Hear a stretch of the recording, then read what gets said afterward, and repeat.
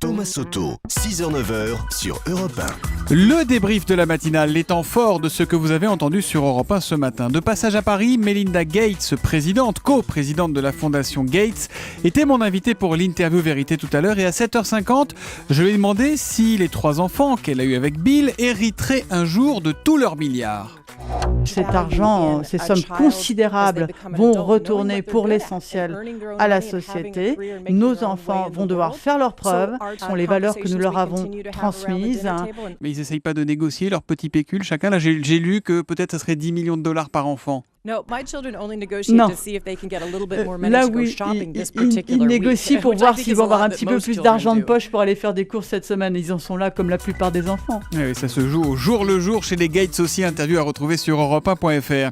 À 7h38, notre journaliste Sébastien Krebs a assisté à une opération de chirurgie sous hypnose. C'est une méthode vraiment surprenante. Écoutez. Ça a permis par exemple d'opérer cette jeune patiente de 14 ans. Pour elle, l'anesthésie générale était trop risquée pour sa chirurgie au cou.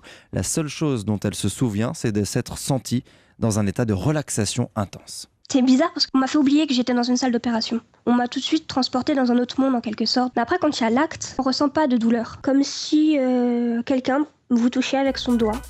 Et si la France n'était pas un si mauvais élève que ça, la France doit-elle être plus optimiste pour s'en sortir ? Écoutez la réponse d'Olivier Blanchard, c'est le chef économiste du FMI, le Fonds monétaire international. Il était l'invité de la question qui fâche de 7h15 tout à l'heure. Je crois qu'en plus, il y a une espèce maintenant de dépression presque psychologique, une espèce de manque de confiance en soi qui joue un rôle probablement dans la conjoncture actuelle. Mais ça veut dire quoi ? Qu'on consommatise ? Qu'être plus optimiste, ça pourrait peut-être faire revenir un peu la croissance, faire aller mieux notre économie ? Oui, non, absolument. Quand on croit à l'avenir, on dépense plus, les entreprises investissent plus et ça déclenche la demande et ça justifie l'optimisme de départ. Le reste du monde verrait les Français comme des tocards, s'interroge Céline Favre sur Twitter avec le hashtag un matin. Elle répond perso pas du tout. Et ce qui est intéressant, c'est qu'elle nous écrit de Suisse. On s'oriente vers une modulation des allocations familiales en fonction des revenus. Information Europe 1, les députés de la majorité proposent un système dans lequel les foyers gagnant plus de 4 300 € par mois toucheraient moins qu'aujourd'hui. Voilà un sujet qui vous a fait beaucoup réagir.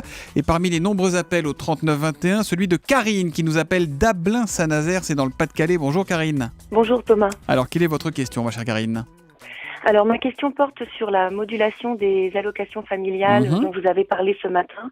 Je voulais savoir si le gouvernement avait prévu quelque chose par rapport aux couples en instance de divorce, parce que dans ce cas-là, il y a de grosses variations dans les revenus en fait.